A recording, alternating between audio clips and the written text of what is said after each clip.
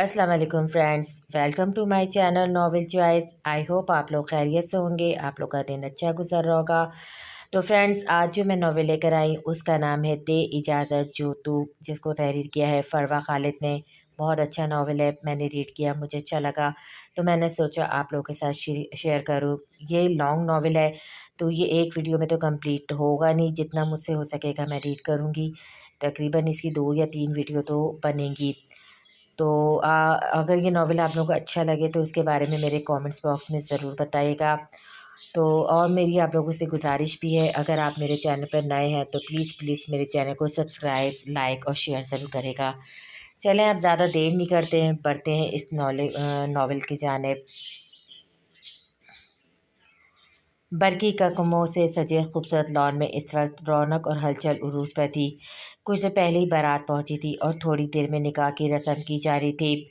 वहाँ मौजूद तकरीबन तमाम लोगों के चेहरे पर खुशी से जगमगा रहे थे, मगर उन सब में एक लड़की ऐसी भी थी जो शदीद किस्म की उकताहट और बोरियत का शिकार अलग थलग सी बैठी हुई थी। इसके खूबसूरत चेहरे से उसकी झंझलाहट का अंदाज़ा बआसानी लगाया जा सकता था।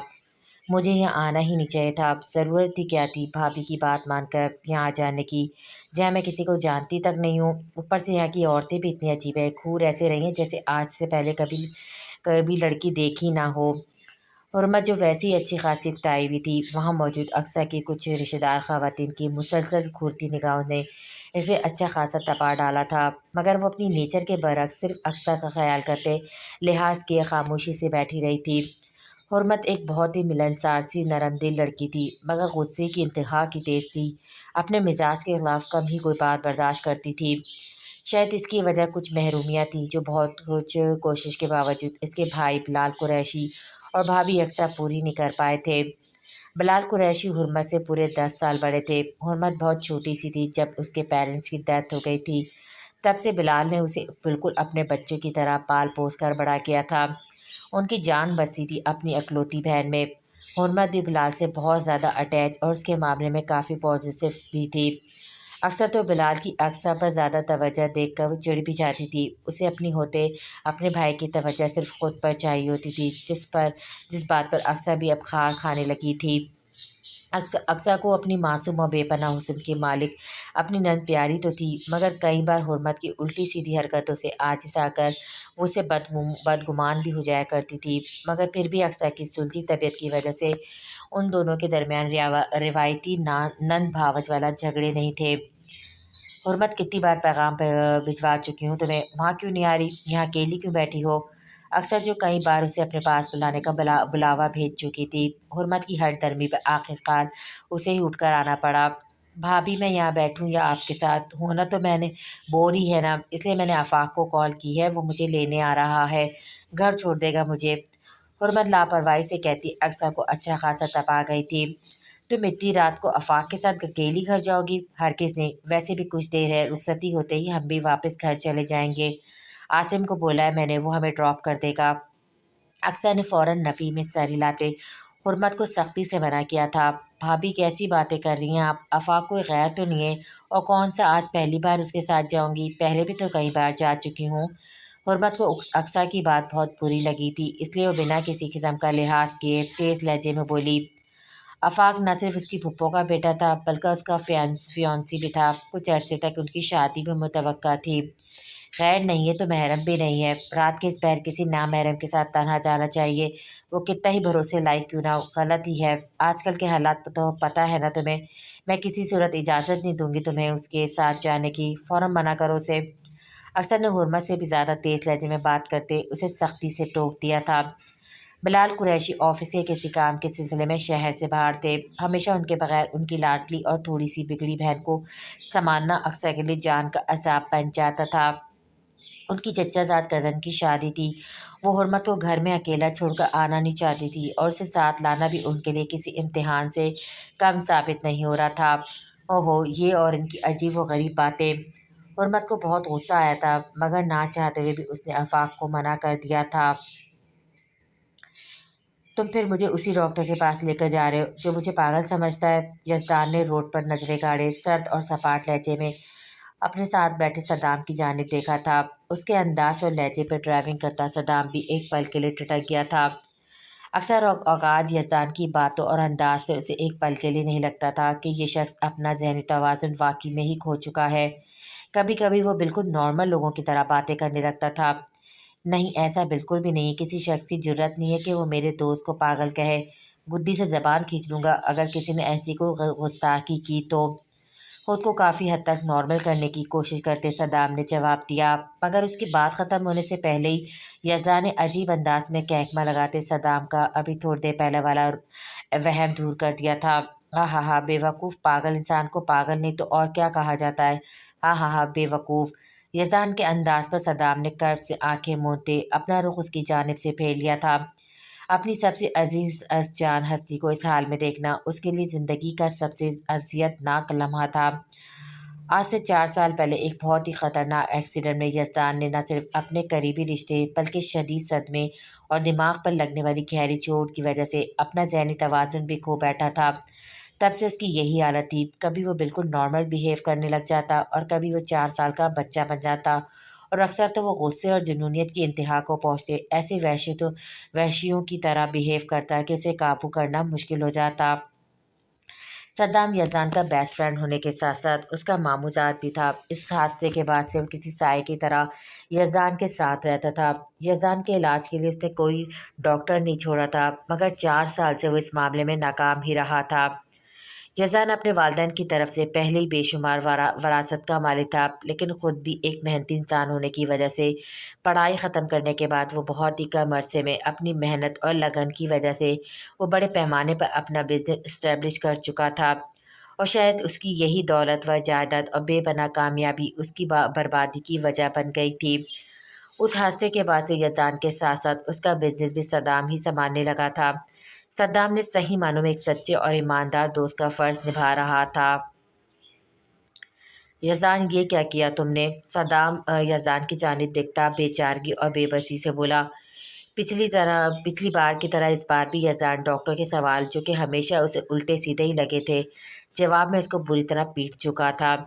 یہ پہلا ڈاکٹر نہیں تھا، اس سے پہلے بھی بہت سارے ڈاکٹرز کی یزدان کی جنونی غصے اور ذہنی توازن بگڑنے پہ اس کی کسرتی بازوں سے درگت بن چکی تھی۔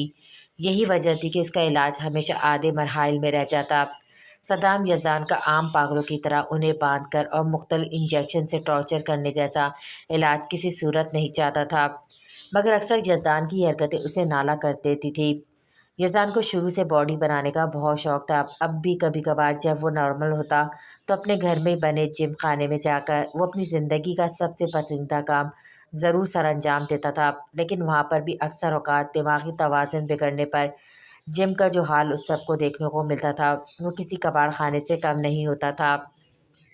ڈاکٹرز کا کہنا تھا کہ یزدان کو زیادہ سے زیادہ خوش رکھا جائے، یہی اس کی دماغی حالت کے لیے سب سے زیادہ مفید ہے، مگر صدام بہت کوششوں کے باوجود ایسا کرنے میں ناکام تھا، کیونکہ یزدان کو دیکھ کر لگتا تھا کہ جیسے اب دنیا میں اس کے لیے ایسی کوئی وجہ یا ہستی نہیں بچی جس کی وجہ سے وہ خوش رہے اور واپس زندگی کی جانب لوٹ سکے۔ یزدان، تم یہاں بیٹھو، میں بس 5 منٹ میں آیا۔ صدام کو اس ڈاکٹر کی ٹینشن ہو رہی تھی جسے اس کا عزیز دوست کچھ ہی لمحوں میں بستر پہ پہنچا آیا تھا۔ وہ ایک بار اسے معذرت کرنے اور یزدان کا پھیلایا رائتا سمیٹنے اسے گاڑی میں بٹھا کر ساتھ آئے ملازم کو اس کا دھیان رکھنے کی ہدایت کردہ اندر کی جانب بڑھ گیا تھا۔ ڈاکٹر کو بری طرح پیٹنے کے باوجود یزدان کا غصہ کم ہونے کا نام ہی نہیں لے رہا تھا۔ اس کا ابھی اور بھی بہت کچھ تہس نہس کرنے کا ارادہ تھا، جب اچانک کانوں میں پڑنے والی کسی نسوانی ہنسی کی کلکلاہٹوں پر اس کا چہرہ خود بخود آواز کی سمت مڑ گیا تھا، جہاں تھوڑے سے فاصلے پر ایک بلو کپڑوں میں ملبوس گرے آنکھوں والی لڑکی اپنے سامنے کیچڑ میں گری لڑکی کو دیکھ کر ہنس ہنس کر پاگل ہو رہی تھی۔ نہ جانے کس کشش کے تحت یزدان کے قدم خود بخود اس لڑکی کی جانب بڑھے تھے۔ اس کی گرے آنکھیں اس دنیا جہاں سے بیگانہ و بے پرواہ پاگل شخص کو جیسے اپنی الوئی کشش کے اثار میں جگڑ گئی تھی۔ سر، کیا ہوا؟ آپ کہاں جا رہے ہیں؟ اسے گاڑی سے نکلتا دیکھ کر سعود ملازم جلدی سے اس کے قریب آیا تھا، جسے یزدان آنکھوں میں ناگواری لیے ایک ہی جھٹکے میں اپنے آنکھیں سے ہٹاتا اس لڑکی کے قریب کچھ فاصلے پہ جا کھڑا ہوا تھا۔ جیسے جیسے اس لڑکی کی کلکلاہٹوں پر اضافہ ہو رہا تھا، ویسے یزدان کے ہونٹوں پر مسکراہٹ پھیلتی جا رہی تھی۔ صدام اگر یہ مسکراہٹ دیکھ لیتا تو خوشی سے پاگل ہو اٹھتا، جسے دیکھنے کے لیے وہ 4 سال سے نہ جانے کیا کیا جتن کر چکا تھا، کیونکہ پچھلے 4 سالوں میں شاید آج پہلی ہی دفعہ کب سے کوئی مسکراہٹ نے یزدان کے سختی سے بیوس انابی لبوں کا احاطہ کیا تھا۔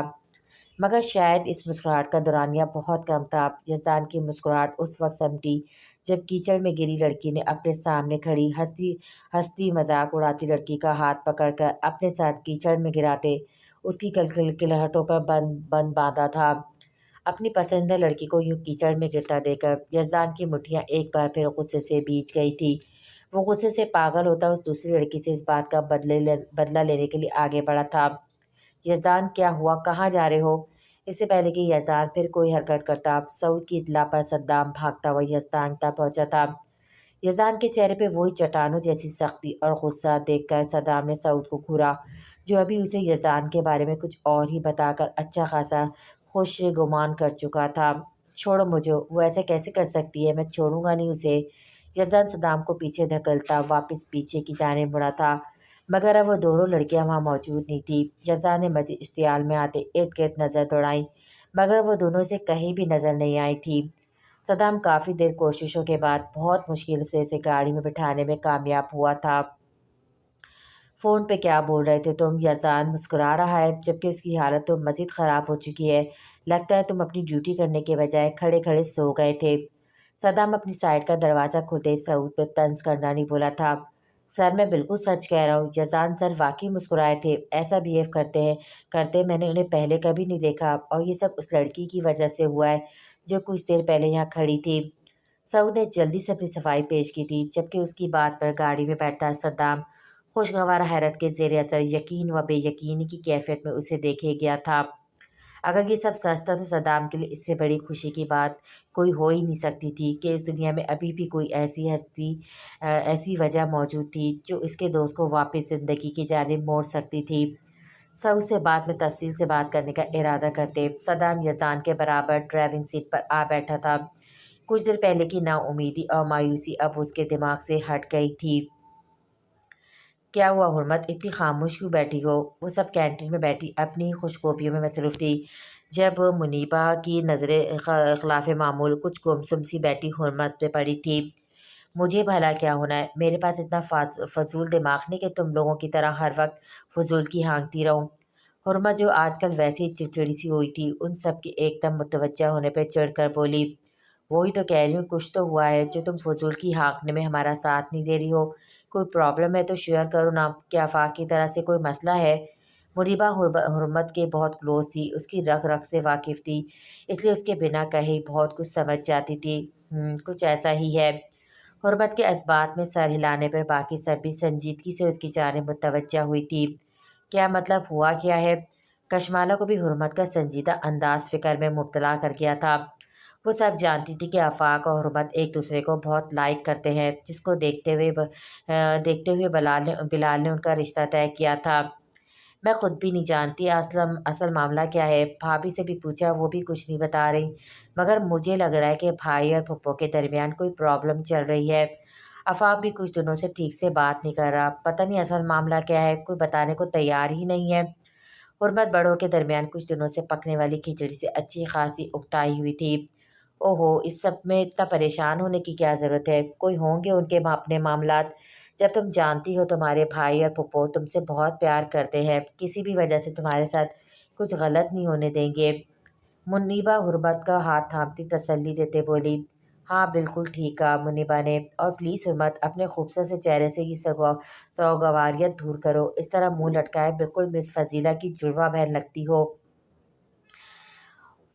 صفا حرمت کو چھیڑتی اپنی یونٹ کی سب سے خڑوس اور خسیلی ٹیچر سے ملاتے اسے چھیڑتے ہوئے بولی، جبکہ مس فضیلہ کا انگارہ چبھاتا روپ یاد کرتے حرمت نے جھرجھری سے لیتے صفا کو گھورا، جبکہ باقی سب حرمت کے چہرے کے مزید بگڑے زاویے کو دیکھ کر اپنی ہنسی نہیں روک پائی تھی۔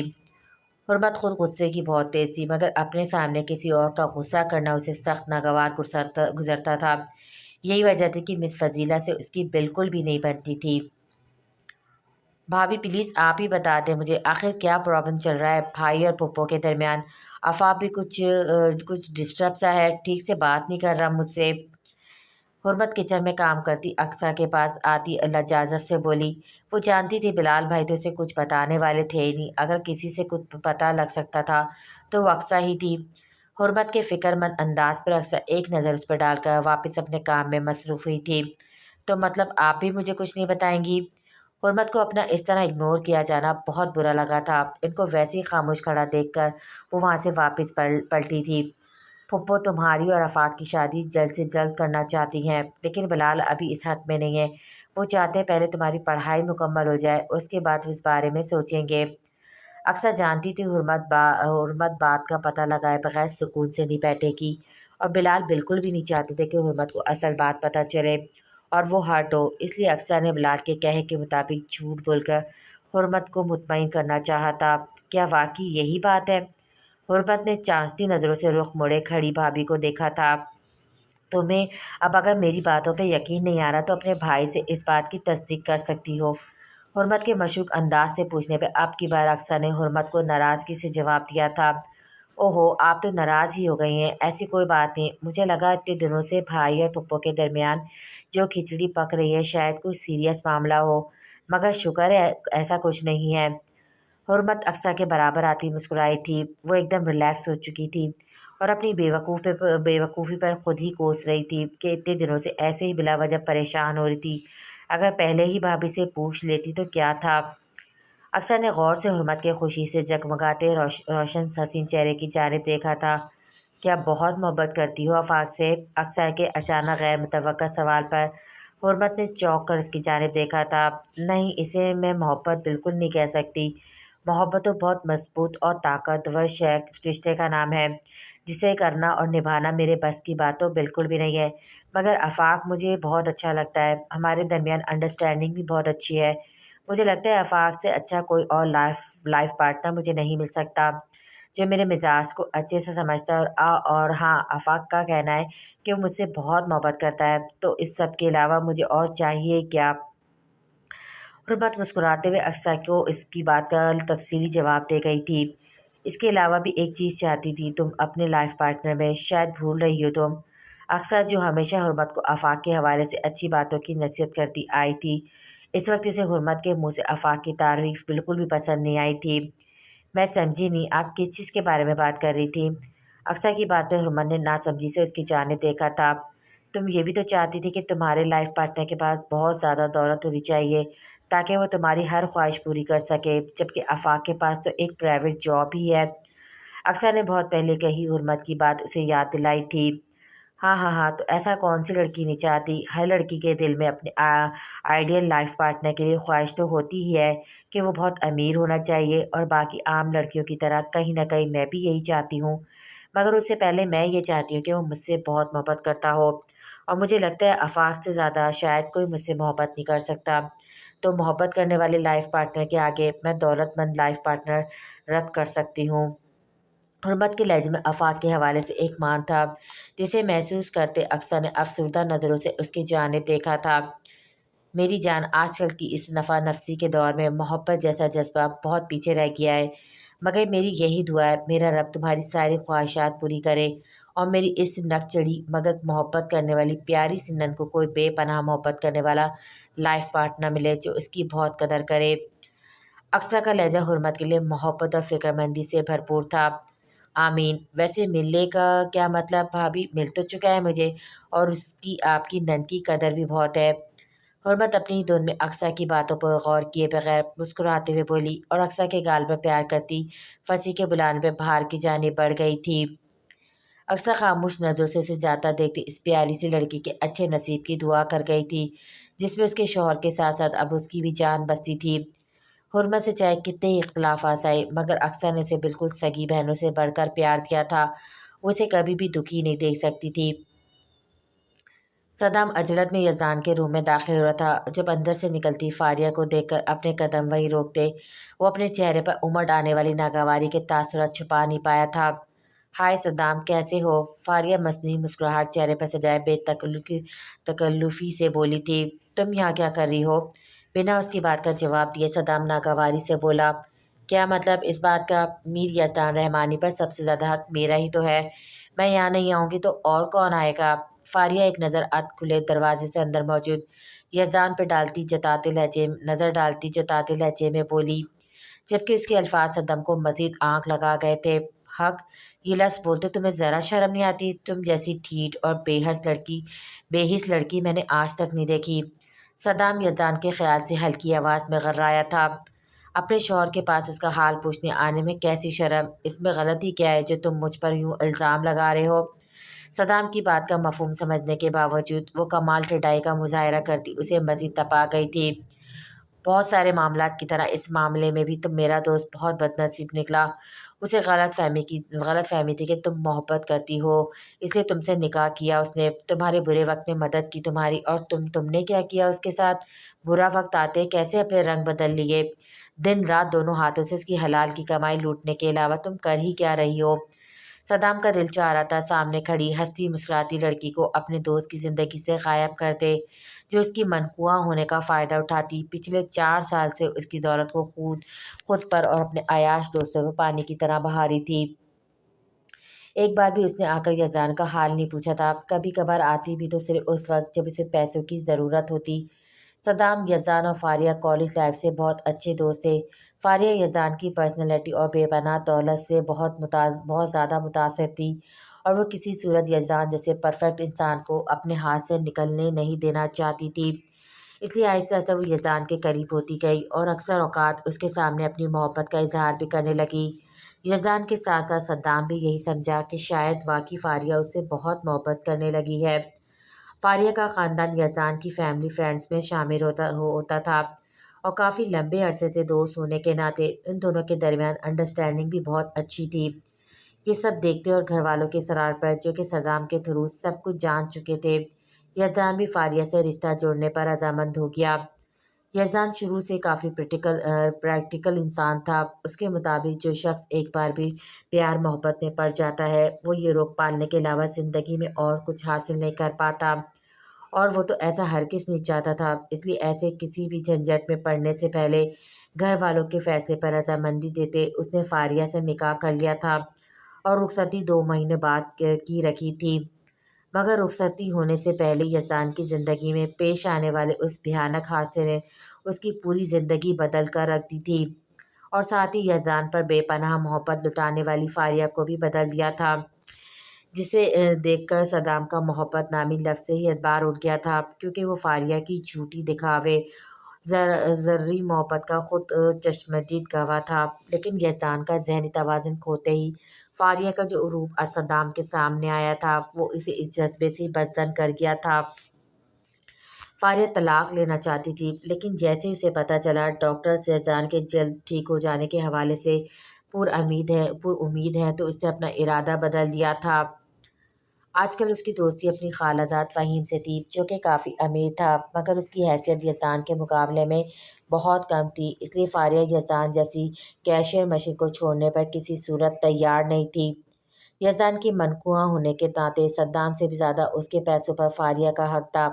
اسی پوائنٹ پر آ کر صدام بے بس ہو جاتا تھا۔ وہ خاموشی سے اپنے دوست کی حلال کی کمائی یوں ضائع ہوتا دیکھ رہا تھا، مگر کر بھی کچھ بھی نہیں سکتا تھا۔ رنگ کہاں بدلے میں نے؟ ابھی بھی منقوع ہوں اس کے ٹھیک ہونے کا انتظار کر رہی ہوں، چھوڑا تو نہیں ہے نا میں نے اسے؟ فاریہ اپنے شولڈر کٹ بال ایک حد سے جھٹکتے ہوئے بولی، جبکہ اس کی آواز پر اپنی سوچوں سے باہر آتے صدام نے نخوت سے گھورا تھا۔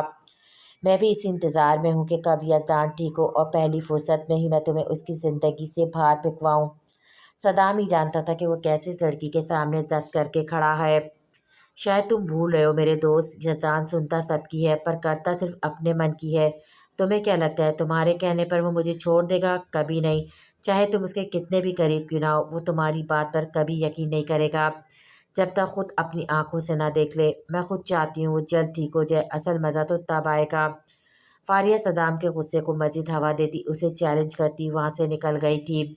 دھوکے باز لڑکی، اب بھی اسی امید پہ بیٹھی کہ یزدان اسے اپنائے گا۔ اب مزید میں تم جیسے لوگوں کا سایہ بھی یزدان پر نہیں پڑنے دوں گا، جو کہ اس کو اس کی حالت میں پہنچانے کے ذمہ دار ہیں۔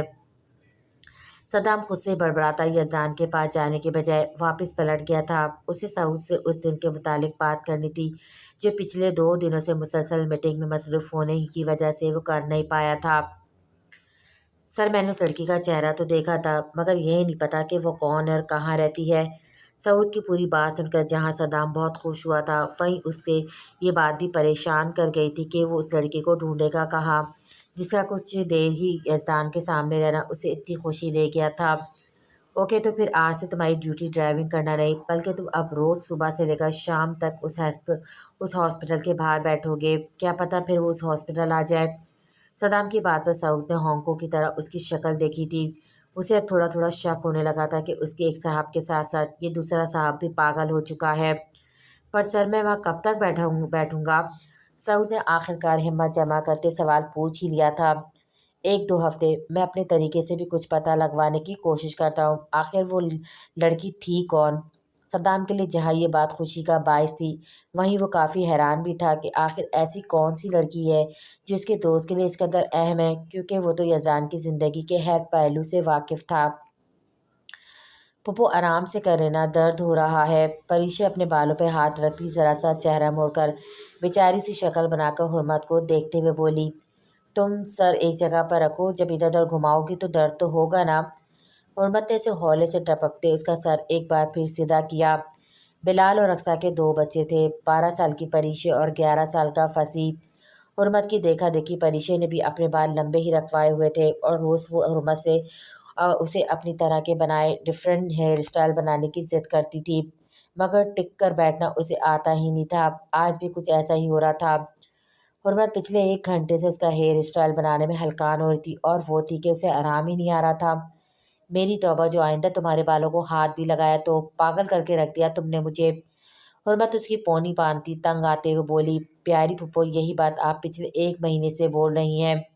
پریشا نے ہنستے اس کا مذاق اڑایا تھا جس کے جواب میں حرمت سے ملنے والی گولی پر وہ فوراً سیدھی ہوئی تھی۔ اچھا چھوڑیں، منہ ٹھیک کریں، آپ کو پتہ ہے صبا خالہ کی شادی کی مووی میں آپ کتنی پیاری لگ رہی تھی، سب نے آپ کی بہت تعریف کی ہے۔ آپ کو دکھانے کے لیے ہی میں ان سے مووی ساتھ لے کر آئی ہوں، آپ بیٹھیں میں ابھی لے کر آتی ہوں۔ پریشا تھی تو چھوٹی مگر اس کی باتیں چھوٹوں والی بالکل بھی نہیں ہوتی تھیں۔ وہ ایک طرح سے حرمت کی بیسٹ فرینڈ تھی۔ حرمت اپنی ہر بات، ہر پرابلم اس سے شیئر کر کے دل کا بوجھ ہلکا کرتی تھی اور کبھی کبھار تو پریشا اسے بہت مفید مشوروں سے بھی نواز دیتی تھی۔ اوکے دادی اماں لے آؤ، اگر میں نے نہ دیکھی تو تم نے کون سا مجھے چھوڑنا ہے۔ حرمت اس کو ایکسائٹڈ ہوتا دیکھ کر مسکراتے ہوئے بولی، جس سے پریشا بھاگ کر اندر سے سی ڈی اٹھا لائی تھی۔ یہ کیا ہے؟ یہ تم شادی کی مووی کی جگہ لگتا ہے بھائی کے آفس کی کوئی سی ڈی اٹھا لائی تھی، جلدی سے واپس رکھو، ایسا نہ ہو خراب ہو جائے۔ حرمت سامنے چلتی ویڈیو کو دیکھتے ہوئے بولی جس میں بہت ساری بلڈنگز کی کنسٹرکشن دکھائی جا رہی تھی۔ او نو پھپھو، آج پاپا کے ہاتھوں میری پٹائی کنفرم ہے۔ پریشا سر پر ہاتھ مارتی صوفے پہ ایک جانب ٹک گئی تھی۔ کیا مطلب، پھر کوئی گڑبڑ تو نہیں کر دی تم نے؟ پریشا کی اڑتی رنگت دیکھ کر حرمت کو لگا تھا کہ شاید پھر کوئی بڑا کارنامہ سر انجام دے چکی ہے۔ وہ کل رات کو پاپا کی ٹیبل سے ہی سی ڈی اٹھا کر میں نے شادی والی رکھ دی تھی، دونوں سیم تھی۔ مجھے کنفیوژن ہو گئی اور لگتا ہے پاپا وہ سی ڈی اپنے ساتھ لے گئے ہیں کیونکہ وہاں ٹیبل پر اور کوئی سی ڈی موجود ہی نہیں ہے۔ بات کرنے کے دوران پریشا کا رنگ بالکل اڑ چکا تھا۔ او نو، اگر بھائی نے بھی غلط فہمی میں ہی وہ سب کے سامنے چلا دی تو کتنی انسلٹ ہوگی ان کی۔ حرمت پریشا کو گھورتی بلال کا نمبر ملانے لگی تھی۔ بھائی کال ریسیو ہی نہیں کر رہے، اب کیا ہوگا؟ حرمت بار بار کال ملاتی پریشا کو گھورتے بولی جس کا رنگ بالکل فک ہو چکا تھا۔ میں آئی کم ان سر؟ ہلکے سے نوک کرتے باس کی اجازت ملتے بلال اندر داخل ہوا تھا۔ آئے بلال صاحب، کہاں تک پہنچی آپ کی پریزنٹیشن؟ صدام بلال کو اپنے سامنے بیٹھنے کا اشارہ کرتے بولا، جی سر، سارا کام کمپلیٹ ہو چکا ہے، میں آپ کو یہی دکھانے آیا تھا۔ بلال فائلز اور باقی ساری چیزیں صدام کے سامنے ٹیبل پر رکھتا مؤدب لہجے میں بولا، ویری گڈ، آپ کی یہی بات بہت پسند ہے مجھے بلال صاحب، وقت سے پہلے آپ کا کام ریڈی ہوتا رہتا ہے۔ صدام کے ستائشی انداز پر بلال ہولے سے مسکرا دیا تھا۔ بلال کے فرشتوں کو بھی علم نہیں تھا کہ وہ پریزنٹیشن کی جگہ اپنے باس کو کیا تھما چکا ہے۔ اور ہاں بلال صاحب، سیکرٹری کے لیے کل انٹرویوز لینے تھے نا آپ نے، ان کا کیا بنا؟ اچانک یاد آنے پر صدام نے واپس جاتے بلال کو آواز لگائی تھی، جی سر، وہ کل ہی احمد صاحب کی سربراہی میں پینل نے کچھ انٹرویوز کر کے سیکریٹری اپائنٹ کر لی ہے۔ اگر ابھی ملنا چاہتے ہیں اپنی سیکریٹری سے تو میں بھیج دیتا ہوں۔ بلال نے تصدیق سے جواب دیتے آخر میں سوالیہ انداز میں صدام کی جانب دیکھا تھا۔ جی بھیج دیں۔ صدام نے موبائل پر آتی کال کو دیکھتے بلال کو جواب دیا تھا، جس پر بلال اسے موبائل پر مصروف ہوتا دیکھ کر اسبات میں سر ہلاتا باہر نکل گیا تھا۔ صدام کال پر مصروف تھا جب دروازہ نوک ہونے پر اس کی اجازت پر کچھ سیکنڈ بعد اندر داخل ہونے والی ہستی کو دیکھ کر ایک پل کے لیے وہ حیرت میں مبتلا ہوتا فون پر بات کرنا ہی بھول چکا تھا۔ وہ تو اپنی سیکرٹری کے طور پر آفس میں کام کرتی باقی لڑکیوں کی طرح ہی کوئی ماڈرن لڑکی تصور کر رہا تھا، مگر اس کی نظروں کے سامنے تو اس کے بالکل برعکس منظر تھا۔ سیاہ کپڑوں میں اور سیاہی بڑی سی شال میں خود کو لپٹے صدام کو وہ کوئی ڈھری سہمی سی مڈل کلاس لڑکی لگی تھی، جس سے اپنے وجود کے ساتھ ساتھ اپنے چہرے کو بھی شال سے ڈھانپ رکھا تھا۔ صرف اس کے نرم دودیا ہاتھ اور سیاہ کاجل سے لبریز آنکھیں ہی شال سے باہر جھانک رہی تھی۔ سامنے کھڑی اپنی نیو سیکرٹری کو دیکھ کر اسے اپنے اسٹاف پر بے انتہا غصہ آیا تھا۔ ایسی لڑکی بھلا کہاں اس آفس میں سروائیو کر سکتی ہے، اور وہ بھی صدام کی سیکرٹری کے طور پر، جو کہ اس لڑکی کو دیکھ کر صدام کو بالکل ناممکن لگ رہا تھا۔ صدام نے بنا اس لڑکی کو مخاطب کیے ریسیور اٹھا کر احمد کو بلانا چاہا تھا۔ Good evening sir. سامنے کھڑی لڑکی کی پراعتماد آواز اور لہجے پر نمبر ڈائل کرتا صدام کا ہاتھ وہیں ساکت ہوا تھا۔ شاید اس لڑکی کو بھی صدام کی کیفیت کا اندازہ ہو چکا تھا، اس لیے اس نے بولنا مناسب سمجھا۔ صدام کی نظر اب ٹیبل کے قریب آتی اپنی سیکرٹری پر ہی ٹکی ہوئی تھی۔ Good evening, what's your name? Saddam نے ریسیور واپس پٹکتے پوری طرح سے اس لڑکی کی جانب متوجہ ہوتے سے اپنے سامنے بیٹھنے کا اشارہ کیا۔ نور عمل۔ وہ پورے کانفیڈنس سے صدام کے سامنے بیٹھی اپنی سیاہ آنکھیں اس کی آنکھوں پہ گاڑتی، جیسے خود سے ایک بار پھر اپنے پختہ ارادوں کو پورا کرنے کا عزم کرتے اپنے نام پر زور دیتے بولی۔ اس کے انداز پر صدام ایک پل کے لیے ٹھٹکا تھا۔ اسے یہ لڑکی کوئی عام لڑکی بالکل بھی نہیں لگی تھی۔ نقاب سے جھانکتی اس کی آنکھوں کا تاثر کچھ عجیب سا تھا۔ مس عمل، کیا آپ جانتی ہیں ایک سیکرٹری کی کیا کیا ڈیوٹیز ہوتی ہیں؟ صدام چیئر کے بیک سے ٹیک لگاتا بغور اس کے حلیے کی جانب دیکھتا بولا۔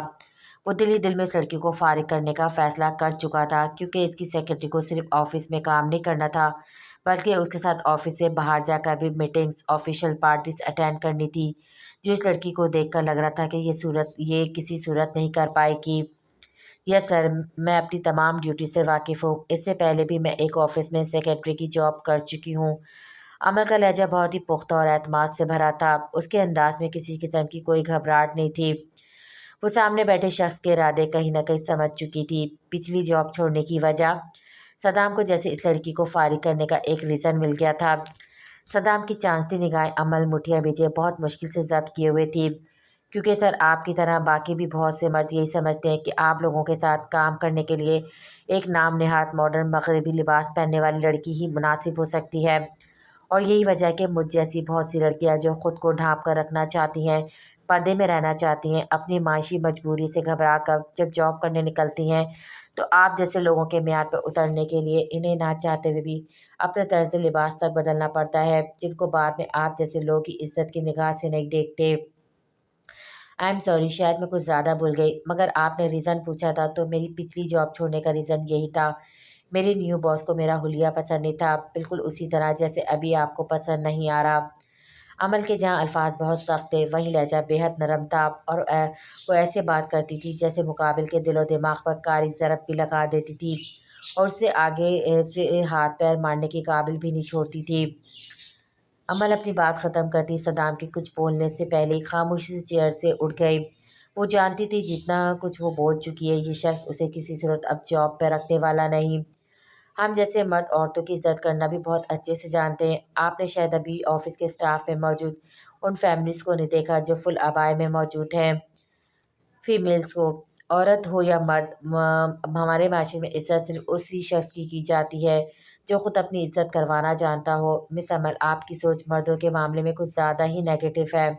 اینی ویز، آپ اپنی جاب کنٹینیو کر سکتی ہیں۔ مجھے آپ کے حلیے سے نہیں اپنے کام سے غرض ہے، وہ بالکل ٹھیک ہونا چاہیے۔ صدام بھی اتنی آسانی سے کسی کی بات سننے والا بالکل نہیں تھا۔ اس نے بھی عمل کو اسی کے انداز میں جواب دیتے ایک طرح سے اس کی بولتی بند کر دی تھی۔ جبکہ عمل جو یہی سمجھی تھی یہ جاب اس کے ہاتھ سے نکل چکی ہے۔ صدام کی بات پر وہ حیران ہوئے بغیر نہ رہ سکی تھی۔ اسے یقین نہیں آ رہا تھا کہ ایک تو اسے اس حلیے کے باوجود جاب مل چکی تھی اور دوسرا اس کی تلخ باتوں کے باوجود اس شخص نے اسے جاب سے نہیں نکالا تھا۔ بظاہر اس نے خود کو بہت نارمل رکھا ہوا تھا مگر اندر ہی اندر وہ بہت خوش تھی۔ پہلی منزل اس کے لیے اتنی آسان ہوگی اس نے بالکل بھی نہیں سوچا تھا۔ عمل بنا مزید کچھ بولے فائل اٹھا کر خاموشی سے وہاں سے نکل گئی۔ اسٹرینج۔ صدام اس لڑکی کی کئی باتیں سوچ کر سر جھٹک گیا۔ اسے عمل کی باتیں بالکل بھی اچھی نہیں لگی تھیں جس نے بنا اس کے بارے میں کوئی انفو لیے اسے نہ جانے کن مردوں کی کیٹیگری میں شامل کر دیا تھا، مگر صرف اتنی سی بات پر جاب سے نکال کر وہ اس کی سوچ سچ ثابت نہیں کرنا چاہتا تھا۔ وہ سوچ چکا تھا اس دقیانوسی سوچ کی مالک لڑکی کو نکالے بھی صحیح تو صرف کام کی بنیاد پر، جسے پورے یقین تھا یہ لڑکی ایک ہفتے سے زیادہ اس کے ساتھ بالکل بھی نہیں ٹکے گی۔ صدام چاہنے کے باوجود اپنا دھیان سامنے رکھی فائلز پر نہیں لا پا رہا تھا۔ اس کا دماغ بھٹک بھٹک کر عمل کی باتوں کی جانب جا رہا تھا۔ آخر تنگ آ کر اس نے فائل بند کرتے گلاس وال سے پرے دیکھا تھا جس کے پار اس کی سیکرٹری کا چھوٹا سا آفس اس کی نظروں کے بالکل سامنے تھا۔ وہ لڑکی ہونس اسی طرح چہرہ نقاب سے ڈھانکے سامنے رکھی فائلز پر جھکی کام میں مصروف ہو چکی تھی۔ اس کے دودیا ہاتھ تیزی سے فائل پر چل رہے تھے۔ صدام کچھ دیر خاموش نظروں سے یہ سب دیکھنے کے بعد ڈرائیور کو کال کر کے گاڑی نکالنے کا کہتا اپنا بریف کیس لیتا آفس سے اٹھ گیا تھا۔ وہ سمجھ چکا تھا کہ ایک دفعہ اگر اس کے دماغ کی رو کام سے بھٹک چکی ہے تو اب اس سے ویسے کنسنٹریٹ نہیں ہونا پانا تھا۔ صدام سوچ بھی نہیں سکتا تھا کہ اس لڑکی کو جاب دے کر وہ اپنی زندگی کی سب سے بڑی غلطی کر بیٹھا ہے جس کا بھگتان شاید اسے پوری زندگی بھگتنا تھا۔ First mission successful. عمل کلاس وال سے صدام کو باہر نکلتا دیکھ کر نقاب اتار کر ریلیکس ہو کر چیئر پر بیٹھتی موبائل پر میسج ٹائپ کر کے سینڈ کا بٹن پریس کر گئی تھی۔ صدام سے ملنے کے بعد اس کی آنکھوں میں موجود انتقام کی آنکھ مزید بڑھ چکی تھی۔ کیسا ہے میرا دوست؟ صدام نے یزدان کے روم میں داخل ہوتے مصافحہ کے لیے اس کی جانب ہاتھ بڑھایا تھا جس کے جواب میں یزدان نے ایک نظر اسے سختی سے گھورنے کے ساتھ اس کے بڑے ہاتھ کو بھی صاف اگنور کر دیا تھا۔ لگتا ہے آج مزاج کافی گرم ہے۔ صدام بریف کیس ٹیبل پر رکھتا یزدان کے برابر صوفے پہ آ بیٹھا تھا۔ وہ لڑکی میرے کمرے میں کیوں آتی ہے؟ میں نے کہا نا تمہیں وہ مجھے بالکل بھی نہیں پسند۔ اس نے اپنے گندے گندے ہاتھوں سے میرے شیرو کو چھوا ہے۔ آج تو صرف اس گندی لڑکی کا سر پھوڑا ہے، اگلی بار اس نے ایسا کیا تو میں گلا دبا دوں گا اس کا۔ یزدان ہاتھ میں پکڑے ٹیڈی بیئر کو سینے سے لگاتے روٹھے پن لہجے میں بولا، جبکہ فاریہ کا دوبارہ یہاں آنے کا سن کر صدام کا دماغ غصے سے گھوم گیا تھا۔ اوکے آئندہ وہ نہیں آئے گی، مگر اس بار کے لیے میں سوری کرتا ہوں شیرو سے۔ صدام نے کانوں کو ہاتھ لگاتے یزدان اور اس کے شیرو سے معافی مانگی تھی۔ ڈونٹ ٹچ می ہم۔ صدام نے جیسے ہی شیرو کو چھونا چاہا یزدان کی ہلکی سی دھاڑ پر اس نے فوراً ہاتھ کھینچ لیا تھا۔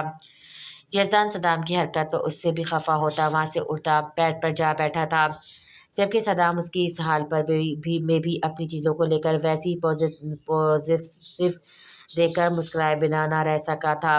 یزدان کو پہلے سے کافی ریلیکس ہو کر خود میں مگن ہوتا دیکھ کر صدام بھی جلدی سے اپنے لیپ ٹاپ کی جانب متوجہ ہوا تھا۔ کل ایک بہت اہم میٹنگ تھی جس کی اسے ابھی بہت تیاری کرنی تھی، جو آفس میں نیوز سیکرٹری کے چکر میں وہ کر نہیں پایا تھا۔ بلال کی دی گئی فائلز کھولتے ہوئے اس نے سی ڈی پلیئر میں ڈالتے جیسے پلے کی، سامنے چلتی شادی کی ویڈیو دیکھ کر اس کا دماغ پھک سے اڑا تھا۔ What the hell! بلال صاحب اتنی غیر ذمہ دار حرکت کیسے کر سکتے ہیں؟ پریزنٹیشن کی جگہ مجھے شادی کی ویڈیو تھما دی۔ صدام نے ویڈیو کو آگے پیچھے کر کے دیکھ لیا تھا مگر وہاں پریزنٹیشن کی کوئی چیز موجود نہیں تھی۔ صدام ویڈیو میں وہیں اسٹاپ کرتا لیپ ٹاپ صوفے پہ پٹکتا بلال کو فون ملاتا وہاں سے اٹھا تھا۔ اپنی سیکرٹری کی وجہ سے پہلے اس کا موڈ سخت آف تھا، اوپر سے بلال کی اس حرکت نے اسے دماغ مزید گھما دیا تھا۔ صدام جو فون کان سے لگائے ادھر سے ادھر چکر لگاتا بلال کے کال پک کرنے کا انتظار کر رہا تھا۔ یزدان پر پڑنے والی غیر ارادی نظر پر اپنی جگہ ساکت ہوا تھا۔ یزدان ہونٹوں پر اپنی مخصوص دلکش مسکراہٹ سجائے جسے دیکھنے کے لیے صدام ترس گیا تھا، لیپ ٹاپ کے سامنے بیٹھا اسکرین پر نظریں جمائے ہوئے تھا۔ صدام نہ جانے کتنی دیر اپنی جگہ سے ہل بھی نہیں پایا تھا۔ دوسری جانب سے بلال کال پک کر چکا تھا مگر صدام اسے کوئی بھی جواب دیے بغیر فون بند کرتا یزدان کی جانب بڑھا تھا۔ وہ دیکھنا چاہتا تھا کہ آخر لیپ ٹاپ پر ایسا کیا ہے جو یزدان کے چہرے پر مسکراہٹ لانے کی وجہ بنی ہے۔ वीडियो सदाम की स्टॉप की गई जगह पर ही रुकी हुई थी, जहाँ पर एक इंतहाई खूबसूरत लड़की की तस्वीर आई हुई थी। यज़दान की दिलचस्पी को देखते सदाम ने हौले से हाथ बढ़ाते वीडियो प्ले कर दी। उस लड़की को बातें करता मुस्कुराता देखकर यज़दान की मुस्कुराहट में भी इजाफा हुआ था। मगर जैसे ही वीडियो उस पर से हटी, यज़दान का चेहरा पहले की तरह सपाट और सर्द हुआ था। यज़दान सर तासुरात के साथ लैपटॉप साइड पर फेंकता वहाँ से उठ गया था। लेकिन इतनी सी देर में भी सद्दाम का दिमाग तेज़ी से काम कर चुका था। उसने फ़ौरन लैपटॉप से तस्वीर बनाकर सऊद को सेंड की थी। वो एक बार तस्दीक करना चाहता था, क्या ये वही हॉस्पिटल वाली लड़की है? अगले चंद सेकंड में ही सऊद का मज़बूत जवाब मिलते ही सद्दाम खुशी से झूम उठा था। उसे वह लड़की मिल चुकी थी जो यज़दान की सेहतयाबी के लिए काफ़ी मुफीद साबित हो सकती थी। अभी एक तस्वीर भेज रहा हूँ मैं तुम्हें, 2 घंटे हैं तुम्हारे पास, जल्दी से पता लगा कर दो वो कौन है, ये लड़की और बिलाल कुरैशी का क्या ताल्लुक़ है इससे। सदाम फ़ोन पर अपने आदमी को हिदायत देता बहुत एक्साइटेड था। उसने फ़ैसला कर लिया था, जो लड़की उसके दोस्त के लिए खुशी का बाइस उसके लिए इतनी अहमियत रखती है, वो किसी भी कीमत पर उसे यज़दान की ज़िंदगी में दाखिल करा कर ही रहेगा। सद्दाम ने मुस्कुराती नज़रों से यज़दान की जानिब देखा था, जो पहले ही खामोश नज़रों से उसकी जानिब देख रहा था। सद्दाम उसके देखने पर उसने फ़ौरन चेहरा फेर लिया था। सद्दाम को इस वक्त वो बिल्कुल ठीक लगा था, बिल्कुल एक नॉर्मल इंसान की तरह। मगर अब सद्दाम ने उसकी तबीयत के उतराव चढ़ाव पर हैरान होना छोड़ दिया था। सदामा बहुत ज़्यादा पुरुम्मीद हो चुका था। वो जानता था वो दिन दूर नहीं जब यज़ान पहले की तरह बिल्कुल ठीक मुकम्मल सेहतयाब होकर उसके सामने खड़ा होगा। शुक्र है आज तुम्हारा सूजा हुआ मुँह कुछ ठीक तो हुआ। तुम जानते हो मैं कितनी बोर हो जाती हूँ जब तुम अपनी मसरूफियात की वजह से मुझसे बात नहीं करते। हुर्मत कॉफ़ी का सिप लेते आफाक के कुछ दिनों से बिगड़े मिजाज पर चोट करते हुए बोली, तुम बोरियत की जगह उदास लफ्ज़ भी तो इस्तेमाल कर सकती थी। आफाक को इसकी बात बिल्कुल पसंद भी नहीं आई थी, इसलिए उसने हुर्मत को घूरी से नवाजते जवाब दिया था, हाँ हाँ हाँ, नहीं उदास तो बिल्कुल भी नहीं होती, सिर्फ बोर होती हूँ। हुर्मत ने उसकी बिगड़ी शक्ल देखकर उसे और चढ़ाया था। एक बात पूछूं तुमसे, सच सच जवाब देना। आफाक हुर्मत का रोनाइयों पे बिखरता दिलकश चेहरा देखते संजीदगी से बोला। हुर्मत ने नोट किया था आज आफाक पिछले दिनों की तरह चुप चुप तो नहीं, मगर काफ़ी अजीब बिहेव कर रहा था। उसकी हर बात को इंतहाई संजीदगी से भी ले रहा था। हाँ पूछो, तुम जानते हो मैं झूठ नहीं बोलती। उसे संजीदा देखकर हुर्मत भी फ़ौरन सीरियस हुई थी। तुम्हारी लाइफ में मेरी कितनी अहमियत है? क्या मैं तुम्हारे नज़दीक बिलाल भाई जितनी इम्पोर्टेंस रखता हूँ? मेरी कितनी वैल्यू है तुम्हारी नज़र में? बिलाल भाई जितनी या उनसे कम? आफाक ने आखिरकार वो सवाल पूछ ही लिया था जिसके लिए वो आज उससे मिलने यूं नहीं आया था। ये कैसा सवाल है भला? मेरी लाइफ में उनका मुकाम अलग है और तुम्हारा अलग। तुम भला बिलाल भाई के साथ अपना कंपेरिजन क्यों कर रहे हो? हुर्मत के लिए आज आफाक की बातें समझ से बाहर हो रही थी। मतलब मैं तुम्हारे आगे बिलाल भाई जितनी अहमियत नहीं रखता? आफाक का लहजा तंजिया था, जबकि उसकी ये उल्टी सीधी बातें हुर्मत को अब गुस्सा दिलाने लगी थी। ऑफ कोर्स मेरी लाइफ में जिस मुकाम पर बिलाल भाई हैं वहाँ तक कोई भी नहीं पहुँच सकता, तुम भी नहीं। हुर्मत ने अपने मखसूस मुंहफट अंदाज में कहते आफाक की रही सही खुशफहमी भी दूर कर दी थी। लगता है तुम मेरी बातों को माइंड कर गई हो। आफाक कम से कम इस वक्त तो हुर्मत का नाराज़ होना बर्दाश्त नहीं कर सकता था, इसलिए फ़ौरन होठों पर स्माइल लाता उससे मुखातिब हुआ था। तुम्हें पता नहीं है क्या हुआ है? तुम बातें भी इतनी अजीब क्यों कर रहे हो? मैं माइंड नहीं करूँ तो और क्या करूँ? चलो चलते हैं, वैसे भी इसके बाद मेरी अब कोई क्लास नहीं है। आफाक के अजीब से रवैये की वजह से हुर्मत का मूड सख्त हुआ ऑफ हो चुका था। आओ ड्रॉप कर देता हूँ तुम्हें। आफाक हुर्मत को यूँ नाराज़ नहीं जाने देना चाहता था। नहीं, मैं वैन पर चली जाऊँगी। हुर्मत ने फ़ौरन इनकार कर दिया था। हुर्मत को दूसरी जानिब मुड़ता देखकर आफाक ने फ़ौरन उसका हाथ पकड़ कर रोका था। रुको तो, यूँ नाराज़ होकर जाओगी क्या? यार वैसे ही जहन में सवाल आया तो पूछ लिया तुमसे, लेकिन अगर तुम्हें बुरा लगा तो सॉरी, माफ़ कर दो, आइंदा ऐसा नहीं होगा। आफाक ने अपनी गलती तस्लीम करते माफ़ी मांगते कानों को हाथ लगाया था। हुर्मत जो वाकई गुस्से में थी, मगर आफाक की बेचारी सी शक्ल देखकर और इस तरह माफ़ी मांगने पर मुस्कुराए बगैर ना रह सकी थी। ओके, लेकिन अगर नेक्स्ट टाइम ऐसी फ़िज़ूल बातें करने का जोश चढ़ा तो मैंने बिल्कुल भी बात नहीं करनी। हुर्मत के मुस्कुराने पर आफाक भी खुश होता मुस्कुरा दिया था। अब तो आओ ड्रॉप कर देता हूँ तुम्हें। आफाक ने कुछ फासले पर खड़ी बाइक की जानिब इशारा किया था। तुम बाइक पर आए हो? हुर्मत की बाइक पर बैठने से जान जाती थी, इसलिए उसने फ़ौरन नफ़ी में सर हिलाया था। हाँ, गाड़ी अब्बू के पास थी, तुम आओ बैठो तो सही, कुछ नहीं होता। آفاق اس کے انکار کرنے پہ جلدی سے بولا، نہیں بالکل بھی نہیں، اس پر بیٹھ کر تو میں نے خوف کے مارے اوپر پہنچ جانا ہے۔ حرمت نے اس بارے میں سوچ کر ہی جھرجھری سی لی تھی۔ آفاق کے بہت اصرار کرنے کے باوجود وہ منع کرتی اپنی وین کی جانب بڑھ گئی تھی۔ آفاق کے بعد اتنے اچھے رویے کے باوجود حرمت کو اندر سے کچھ کھٹک چکا تھا۔ آفاق نے پہلے ایسا بہیو کبھی نہیں کیا تھا۔ کل بھابھی کی باتوں سے مطمئن ہونے کے بعد اسے اب پھر لگ رہا تھا کہ کچھ تو ایسا ہے جو اس سے چھپایا جا رہا ہے۔ پھر کیا سوچا آپ نے؟ کیا جواب دیں گے آپ پھپھو کو؟ اکثر صوفے کی بیک سے ٹیک لگا کر آنکھیں موندے بیٹھے بلال کے قریب آتے بولی، اگر بات صرف اس گھر کی ہوتی تو میں بنا ایک بار سوچے یہ سب کچھ حرمت کے نام کر دیتا، مگر پھپھو لوگوں کی سوچ جان کر مجھے بہت دکھ ہوا ہے۔ انہیں میری بہن نہیں چاہیے بلکہ اس کے حصے میں موجود جائیداد کا لالچ ہے انہیں۔ وہ جانتے ہیں ہمارا یہ گھر کروڑوں کی ملکیت رکھتا ہے۔ سچ کہوں تو میرا دل اب کسی صورت اس رشتے پہ نہیں مان رہا۔ جو لوگ شادی سے پہلے ہی مطالبے رکھ رہے ہیں وہ بات پتہ نہیں کیا کیا کریں گے۔ پھپھو کو اپنا سب سے قریبی سمجھ کر اپنی عزیز ترین چیز سونپنی چاہیے تھی، مگر اب مجھے لگ رہا ہے وہ لوگ حرمت کے قابل بالکل بھی نہیں ہیں۔ تم کیا کہتی ہو؟ مجھے کیا کرنا چاہیے؟ بلال نے اقصیٰ کی جانب دیکھتے اس کی رائے لینی چاہی تھی۔ آپ کا جو بھی فیصلہ ہو میں آپ کے ساتھ ہوں، مجھے اس بات پر کوئی مسئلہ نہیں کہ یہ گھر حرمت کے نام کیا جائے۔ حرمت میرے لیے پریشے سے بڑھ کر ہے، مگر پھپھو اور آفاق کی شرطیں سن کر اور ان کا بدلتا رویہ دیکھ کر مجھے ان کی نیت بالکل بھی ٹھیک نہیں لگ رہی۔ مجھے نہیں لگتا وہ آگے چل کر بھی حرمت کے ساتھ مخلص رہ پائیں گے۔ کیسا دور آ گیا ہے آج کل، پرائے تو کیا یہاں تو اپنے ہی دھوکے باز نکل رہے ہیں۔ شکر ہے ابھی صرف منگنی ہوئی تھی، شادی کے بعد اگر وہ لوگ اپنے یہ رنگ دکھاتے تو کیا ہوتا۔ آشا کو جب سے ساری حقیقت کا پتہ چلا تھا وہ اپنے اتنے قریبی رشتہ داروں کی لالچی نیت اور منگنی ٹوٹنے پر حرمت کی متوقع ہونے والی بدنامی کا سوچ کر کافی دل برشتہ ہوئی تھی۔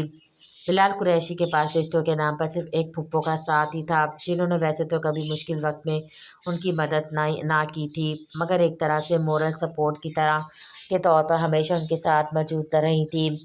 جب سے آفاق و حرمت کا رشتہ طے ہوا تھا تب سے تو ان کا رویہ بالکل بدل چکا تھا۔ ان کے انداز میں پہلے سے بھی زیادہ محبت شامل ہو چکی تھی، مگر بلال اور حرمت دونوں نہیں جانتے تھے اس محبت کی وجہ کچھ اور ہے۔ سخرا بیگم نے بلال کے آگے شرط رکھی تھی کہ انہیں جہیز میں باقی سب چیزوں کے ساتھ قریشی صاحب کا یہ گھر بھی چاہیے تھا، جس پر بلال اور حرمت دونوں کا برابر کا حصہ تھا، مگر آفاق کے والد کی شرط تھی کہ انہیں پورا گھر چاہیے ورنہ وہ یہ رشتہ توڑ دیں گے۔ وہ لوگ اچھے سے جانتے تھے کہ بلال اپنی بہن سے بہت محبت کرتا ہے، اس کی خوشی کی خاطر کچھ بھی کر سکتا ہے، اس لیے ان کی شرطیں آرام سے مانی جائیں گی، مگر ان کی یہ اچانک بدلتی نیت بلال کی آنکھیں اچھی طرح کھول گئی تھی۔ حرمت جو اقصیٰ کو بلانے آئی تھی ان دونوں کی باتیں سنتے اپنی جگہ پر ہی جم چکی تھی، آنکھوں سے آنسو ٹوٹ کر چہرے پہ بکھرتے چلے گئے تھے۔ جس شخص کو اپنی لائف میں اتنی اہمیت دی تھی وہی اس کے بھائی سے اس کا سودا کرنے چلا تھا۔ حرمت کا دل چاہا آفاق اس کے سامنے ہو اور وہ تھپڑوں سے اس کی ایسی عزت افزائی کرے کہ آئندہ وہ شادی کے نام پر کسی لڑکی کے گھر والوں کو بلیک میل کرنے سے پہلے 1000 بار سوچے۔ دروازے پہ ہوئی آہٹ پر بلال اور اقصیٰ نے چونک کر اس جانب دیکھا تھا۔ حرمت گڑیا یہاں آؤ، بلال نے جلدی سے سنبھلتے حرمت کو اپنے پاس بلایا تھا۔ حرمت کے ایکسپریشنز سے وہ اندازہ نہیں لگا پا رہے تھے کہ وہ سب کچھ سن چکی ہے یا نہیں۔ بھائی آپ نے ان لالچی لوگوں کو اسی وقت انکار کیوں نہیں کیا؟ آپ کو کیا لگتا ہے یہ سب جاننے کے بعد میں اس لالچی شخص سے شادی کے لیے راضی ہو جاتی؟ حرمت کا چہرہ بالکل سپاٹ تھا۔ حرمت میری جان، بلال فوراً اٹھ کر حرمت کے قریب آ گئے تھے، میں نہیں چاہتا میری بہن پہ کسی قسم کی بھی انگلیاں اٹھے، یہ منگنی ٹوٹتے ہی پھپھا تمہیں خاندان میں بدنام کرنے کی پوری کوشش کریں گے، اس لیے میں خاموش تھا اور اس سے پہلے بھی تمہاری مرضی جاننا چاہتا تھا۔ تمہاری خوشی کی خاطر یہ گھر تو کیا اپنا آپ بھی قربان کرنے کا حوصلہ رکھتا ہوں۔ بلال حرمت کو سینے سے لگاتے محبت سے بولے، اپنی جان سے عزیز بھائی کی اتنی محبت کے آگے حرمت کو ابھی تھوڑی دیر پہلے آفاق کے دھوکے پر سے ملنے والا دکھ دل میں ہی کہیں زائل ہو چکا تھا۔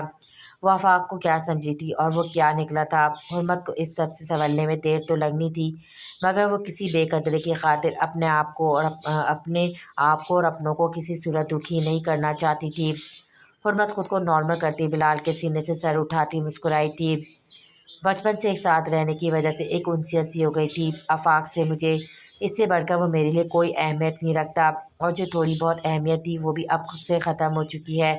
رہی بدنام کرنے والی بات، تو آپ ہی تو کہتے ہیں ہمارا اللہ ہمارے ساتھ ہے، یہ معمولی لوگ ہمارا کچھ نہیں بگاڑ سکتے۔ عزت و ذلت دینا صرف اسی کے ہاتھ میں ہے۔ آپ آج ہی انکار کریں انہیں اور ختم کریں اس قصے کو۔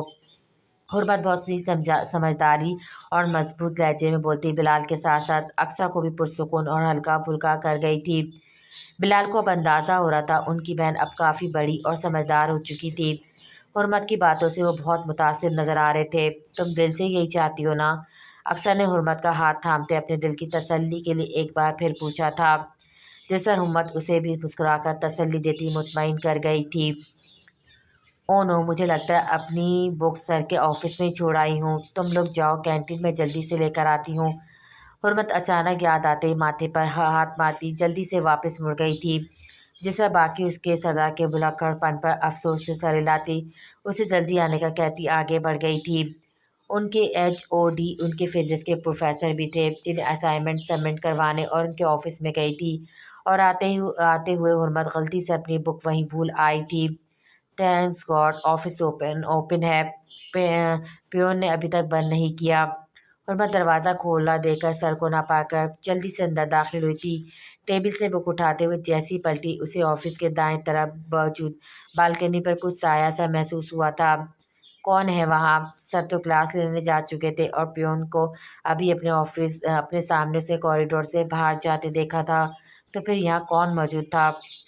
حرمت مشکوک نظروں سے آہستہ آہستہ قدم اٹھاتی آگے بڑھی۔ وہ بالکنی میں جھانک کر پلٹی تھی جب اسے پیون کی آواز سنائی دی تھی۔ پیون کو بلا کر اس بارے میں بتانے کے لیے اس نے منہ کھولا ہی تھا، جب کسی نے پیچھے سے اس کے ہونٹوں پر اپنا فولادی مضبوط ہاتھ جماتے دوسرے ہاتھ سے اسے بازو سے تھام کر اپنے ساتھ ایک طرف الماری کے پیچھے گھسیٹ لیا تھا۔ اس اچانک نازل ہونے والی افداد پر حرمت کی جان نکل چکی تھی۔ اس نے آنکھیں پھاڑ کر مقابل کو دیکھنا چاہا تھا، جو اپنی آہنی سخت گرفت میں اسے پوری طرح جکڑے کھڑا تھا، مگر چاہنے کے باوجود حرمت اس کا چہرہ نہیں دیکھ پائی تھی۔ ایک تو وہ لوگ قدرے تاریکی میں کھڑے تھے، دوسرا اس شخص نے اپنا چہرہ سیاہ رنگ کے نقاب سے ڈھکا ہوا تھا، جس میں اس کی سحر انگیز بولتی آنکھیں حرمت کے چہرے پر گڑی اس کے رہے سے اوسان بھی خطا کر گئی تھی۔ اس شخص کی گرفت میں حرمت کا وجود ہولے ہولے کانپنے لگا تھا، جس پر حرمت نے اس نقاب پوش کی آنکھوں میں ہلکی سی مسکراہٹ کا تاثر ابھرتے دیکھا تھا۔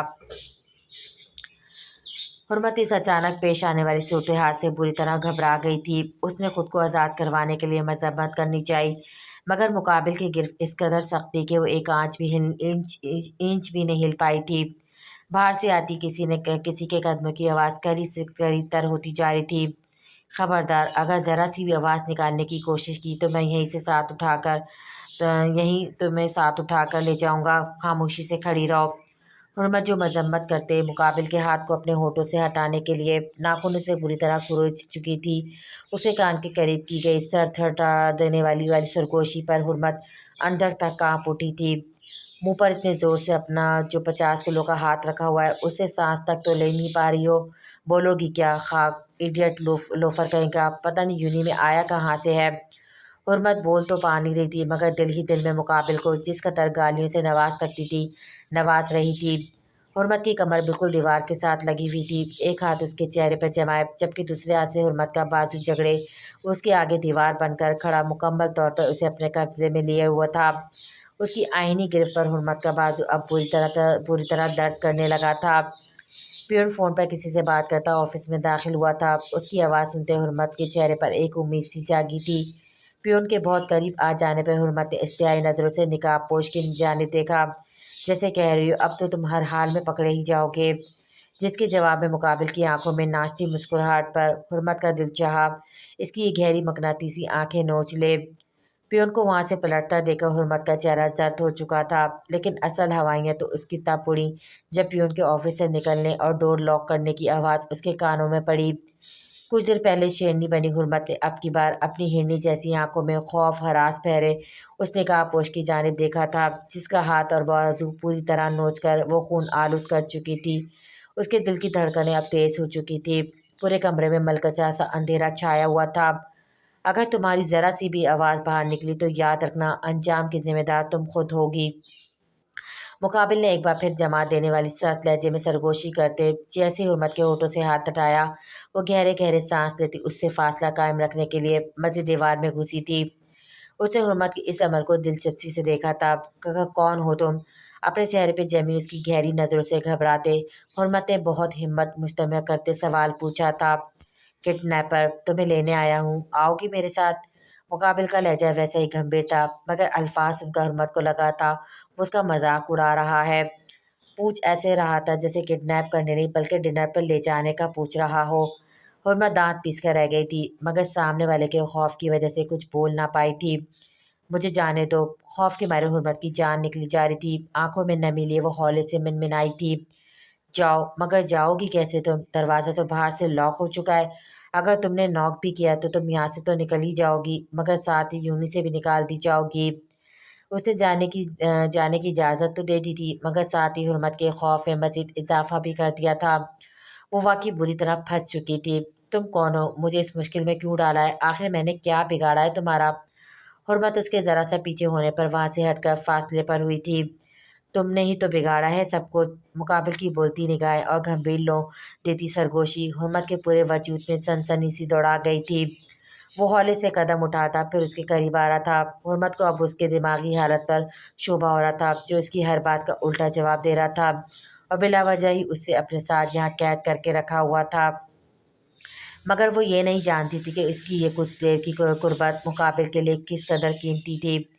हुर्मत ने सोच लिया था वो अब इस पागल के साथ एक सेकंड नहीं रहेगी, चाहे इसे यूनी से ही क्यों ना निकाल दिया जाता। अगर वो यहाँ मज़ीद रुकी तो पता नहीं ये शख्स उसके साथ क्या सलूक करे। हुर्मत उसे करीब आता देखकर जल्दी से दरवाजे की जानिब बढ़ी थी, लेकिन वो पहले इससे ही उसका इरादा भांपते उसका बाजू एक बार फिर अपनी आहिनी गिरफ्त में जकड़ते पास रखी अलमारी से लगा चुका था। यहाँ से निकलना चाहती हो? हुर्मत ने नोट किया था कि पहले भी और अब भी वो उसके करीब तो था, मगर दोनों के दरमियान उसने एक मुनासिब हद तक फासला कायम रखा था, जो बात हुर्मत के लिए किसी हद तक हौसले की बाइस था। हुर्मत की नम आंखों में आंखें गाड़े उससे सवाल किया था, जिस पर बिना कुछ बोले हुर्मत ने मन्नत भरे अंदाज में उसकी जानिब देखते सर असबात में हिलाया था। यूं किसी अजनबी के साथ इतनी देर से अकेले कमरे में बंद हुए हुर्मत की हिम्मत अब जवाब दे चुकी थी। कब से कंट्रोल करते ना चाहते हुए भी आंसू उसकी पलकों की पार तोड़ते गाल पर बह निकले थे। हुर्मत की आंखों से गिरते आंसू पर मुकाबिल की आंखों में गुस्से की लहर सी दौड़ गई थी। खबरदार रोना मत, वरना मैं बहुत बुरी तरह पेश आऊँगा। जेब से रुमाल निकाल कर उसके आंसू गिरने से पहले उसमें जब्स करते वो घर्राते हुए उसे वार्न करता मज़ीद खुद में समटने में मजबूर कर गया था।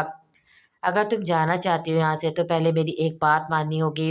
हुर्मत के आंसू साफ करके रुमाल वापस पॉकेट में रखते उसने पूछा था। वो एक पल के लिए भी हुर्मत के चेहरे से नजरें नहीं हटा रहा था। क्या? हुर्मत बस किसी भी तरह यहाँ से निकलना चाहती थी। ये जो ज़ख्म दिए ना, इन पर बैंडेज करनी होगी, इसी शर्त पर तुम्हें बगैर किसी को पता लगाए मैं यहाँ से निकलने में मदद दे सकता हूँ। बहुत ही पुरसुकून अंदाज में कहते उसे हुर्मत के रहस्य औसान भी ख़ता कर दिए थे। हुर्मत ने एक नज़र उसके हाथ की पुष्ट पर डाली, जिस पर उसके लंबे नाखून जैसे घुप हुए हुए थे। कहीं कहीं से खून भी निकल रहा था। हुर्मत को यकीन नहीं आ रहा था उसका हाथ इतना बुरा हाल उसी ने किया है। नहीं, मैं ऐसा नहीं करूँगी। हुर्मत उसके बदलते अंदाज समझने से कासिर थी। उसने फ़ौरन इनकार किया था। तो ठीक है, फिर ऑफिस कल तक खुलने तक यहीं रहो मेरे साथ, मुझे तो कोई प्रॉब्लम नहीं है। हुर्मत के इनकार पर मुकाबिल को रत्ती भर बराबर फ़र्क नहीं पड़ा था। वो तो जैसे चाहता ही यही था। हुर्मत का दिल चाहता कोई वज़नी चीज़ उठाकर इस पागल साए को इंसान के सर पर दे मारे, जो अनजाने क्यों इसके पीछे पड़ा हुआ था। मगर यहाँ पर तो बैंडेज ही नहीं है, मैं कहाँ से करूँ? हुर्मत अचानक ख़्याल आते जोश से बोली, जिस पर उसकी जानिब मुस्कुराती नज़रों से देखते उसे चंद कदम आगे बढ़कर साइड टेबल के दरवाज़े से फर्स्ट एड बॉक्स निकाल कर उसके सामने किया था। हुर्मत उसके इस अमल पर हैरत से आंखें फाड़े उसकी जानिब देख रही थी। उसके अंदाज से ऐसा लग रहा था जैसे ये ऑफिस उसी का हो। आई थिंक तुम जल्द से जल्द यहाँ से जाना चाहती हो। हुर्मत को हैरानी में डूबा देखकर वो उसे याद दिलाते बोला, जिस पर मरते क्या ना करते कि मजाक हुर्मत ने मरे मरे हाथों से उससे उससे बॉक्स लेते खोला था। मुकाबिल उसके हर अमल पर गहरी नज़र रखे हुए था। हुर्मत का बिना हाथ टच किए बहुत ही मोहतात अंदाज में बैंडेज करना उसको बहुत मज़े दे रहा था। वो इतना खुश मिजाज कभी नहीं रहा था जितना पिछले 15 मिनट से वो मुस्कुरा चुका था। اسے خود ہی اپنے انداز پہ حیرت ہو رہی تھی، جبکہ دوسری جانب اس کی تپش زدہ نظریں حرمت کی جان ہلکان کر رہی تھی۔ تمہاری بات مان لی ہے میں نے، اب تو مجھے نکال دو یہاں سے پلیز۔ کپکپاتے ہاتھوں سے اس کی الٹی سیدھی بینڈیج کرنے کے بعد حرمت باکس اسے واپس تھماتی جلدی سے بولی۔ مقابل کا دل جیسے ابھی بھی ایسا کرنے کو نہیں چاہ رہا تھا، مگر وہ پہلے ہی اسے بہت پریشان کر چکا تھا۔ مزید تنگ کرنے کا ارادہ ترک کرتے ہوئے ایک بھرپور نظر اس پہ ڈالتا، اسے اپنے پیچھے آنے کا اشارہ کرتا بالکنی کی جانب بڑھ گیا تھا۔ واٹ، یہاں سے کیسے اتروں گی میں؟ اس شخص کو بالکنی کی باؤنڈری سے جمپ کرتا دیکھ کر حرمت کو ایک نئی پریشانی نے آ گھیرا تھا۔ یہ آفس گراؤنڈ فلور پر تھا، بالکنی کی باؤنڈری تو بہت چھوٹی تھی، مگر اس سے نیچے اترنے کے لیے کافی لمبا جمپ کرنا تھا، جو اس نقاب پوش نے تو آرام سے کر لیا تھا، لیکن حرمت کے لیے یہ تقریباً ناممکن تھا۔ اوپر سے اسے یہ ڈر بھی تھا لاحق تھا کہ کہیں وہ اس طرف کو آ نہ جائے۔ پہلے وہ اندھیرے میں تھے، مگر اب باہر آ کر حرمت نے اس کی جانب دیکھا تھا۔ وہ چوڑے سینے اور مضبوط جسامت کا مالک کافی وجیح شخص تھا۔ حرمت کو اس کا چہرہ تو نہیں دیکھ پائی تھی، مگر اس کی مقناطیسی آنکھیں، تنے ہوئے بنوں بھوئیں اور سرد آواز سے وہ اتنا اندازہ تو لگا پائی تھی، یہ جو کوئی بھی تھا انتہائی روڈ اور مغرور انسان تھا، جسے لڑکیوں سے بات کرنے کی بالکل بھی تمیز نہیں تھی۔ ابھی وہ یہ نہیں جانتی تھی کہ اس کے ساتھ تو مقابل کا رویہ ابھی بہت ہی اچھا ہے۔ اس شخص کے مغرور انداز کی تو اس نے ابھی 1% جھلک بھی نہیں دیکھی تھی۔ کم ہیئر، کچھ نہیں ہوتا، یہاں پاؤں رکھ کر نیچے جمپ کرو، آگے زیادہ فاصلہ نہیں ہے۔ وہ شخص حرمت کے خوف کو سمجھتے نیچے موجود بڑے سے پتھر کو آگے کر کے اس پہ کھڑا ہوتا، اپنی چوڑی ہتھیلی اس کے سامنے پھیلاتا وہ بولا، جس پر حرمت کا دماغ مزید گھوم گیا۔ Are you mad? میں ان پر پاؤں رکھوں گی؟ حرمت کو ڈر سے بھی زیادہ اس شخص کی ہتھیلیوں پر پاؤں رکھ کر نیچے اترنا زیادہ عجیب لگ رہا تھا، لیکن شاید اس کے علاوہ کوئی راستہ نہیں تھا۔ اگر اگلے 5 سیکنڈ میں تم نیچے نہ اتری تو میں نے تمہیں یہیں چھوڑ کر چلے جانا ہے، میرے پاس نخرے اٹھانے کے علاوہ اور بھی بہت کام ہے۔ حرمت کو پیچھے ہٹتا دیکھ کر اب کی بار وہ اپنے مخصوص کھردے لہجے میں بولا، اگر اس کے بس میں ہوتا تو 1 سیکنڈ کی بھی دیر کیے بغیر وہ اس لڑکی کو بازو میں اٹھا کر نیچے اتار دیتا، مگر وہ اس پر ایسا کوئی حق نہیں رکھتا تھا، اس لیے اس کے نخرے دیکھ کر صرف ٹھنڈی سانس بھر کر رہ گیا تھا۔ یہ شاید اس کی زندگی میں ہی پہلی بار ایسا ہو رہا تھا کہ وہ کسی کے نخرے برداشت کر رہا تھا، لیکن اس کے پیچھے بھی مجبوری دل کی تھی۔ اس کی بات پہ حرمت کا دل کیا اس کے ہاتھوں کی بجائے سر پہ ہی پیر رکھ کر آگے چلی جائے، جو کچھ زیادہ ہی گھما ہوا تھا۔ حرمت نے کانپتے دل کے ساتھ بالکنی کی باؤنڈری کو پکڑتے اس کی پھیلی ہتھیلیوں پر اپنے دونوں پیر رکھ دیے تھے، اپنا پورا وزن ان پر ڈالتے وہ ہولے سے لڑکھڑائی تھی، مگر اس کے گرنے سے پہلے وہ حرمت کو زمین پر اتار چکا تھا۔ اگر کوئی اور موقع ہوتا تو حرمت اس شخص کی پھرتی اور شرافت پر اس سے امپریس ہوئے بغیر نہ رہ پاتی، مگر اس وقت وہ بس یہاں سے غائب ہو جانا چاہتی تھی۔ اس نے کیا بھی ایسا ہی تھا، نیچے اترتے بنا پیچھے مڑے وہ وہاں سے نکلتی چلی گئی تھی۔ میرون سادہ سا لباس میں ملبوس یہ نازک سی لڑکی اس اجنبی کے دل پر اپنی بہت گہری چھاپ چھوڑ گئی تھی۔ اس کو دور جاتا دیکھ کر وہ شخص ہاتھ پر بندھی بینڈیج پر ہونٹ رکھتا ہولے سے مسکرا دیا تھا۔ یہاں آنے سے پہلے اس کو بالکل بھی اندازہ نہیں تھا کہ آج کے دن اتنے حسین لمحے اس کے حصے میں آنے والے تھے۔ گہری سانس ہوا میں خارج کرتے چہرے پر نقاب درست کر کے وہ تیز تیز قدم اٹھاتا وہاں سے نکل گیا تھا۔